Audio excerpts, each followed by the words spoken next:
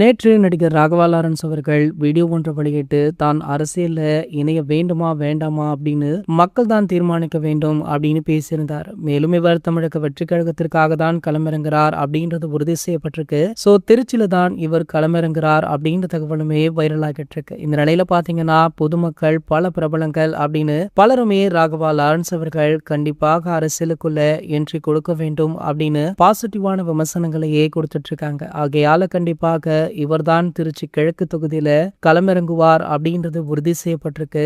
இந்த நிலையில பாத்தீங்கன்னா இவருடைய நடிப்புல தற்போது காஞ்சனா 4, பென்ஸ் ஆகிய 2 திரைப்படங்கள் உருவாகிட்டு இருக்கு. இதுல பென்ஸ் திரைப்படத்துடைய படப்பிடிப்பு சமீபத்துல தான் முடிஞ்சிருக்கா. இதனடுத்து பாத்தீங்கன்னா காஞ்சனா 4ஆம் பாகத்துடைய மிக முக்கியமான பாடல் ஒன்று படமாக்கப்பட்டதாக சொல்லப்படுது. மேலும் பாத்தீங்கன்னா இந்த திரைப்படத்துல லாரன்ஸ் அவர்களுடைய ரசிகர்களை தாண்டி தளபதி ரசிகர்களுக்குமே ஒரு ஸ்பெஷலான விஷயம் இருக்கா. அதாவது இந்த படத்துடைய முதல் சிங்கிள் ட்ராக் பாடல்ல ராகவா லாரன்ஸ் அவர்களுடன் தளபதி விஜய் அவர்கள் ஒரு சில செகண்ட் நடனமாடி உள்ளார் அப்படின்ற தகவல் தான் அது. தளபதி விஜய் அவர்களுடைய பல படங்களுக்கு ராகவா லாரன்ஸ் அவர்கள் நடன இயக்குனராக ஒர்க் பண்ணியிருக்காரு. ஒர்க் பண்ணது மட்டுமல்லாமல் அந்த பாடலின் இடையே வந்து அவருமே நடனமாடி விட்டு செல்வாரு.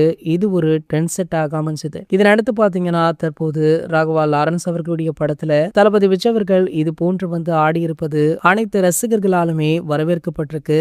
சரி, ஓகே, இந்த பாடலுக்காக உங்களை யாரெல்லாம் ஆவலுடன் காத்துட்டு இருக்கீங்க அப்படின்றத கீழே உள்ள கமெண்ட் செக்ஷன்ல கமெண்ட் பண்ணிட்டு நம்மளுடைய சேனலை மறக்காம சப்ஸ்கிரைப் பண்ணிக்கோங்க.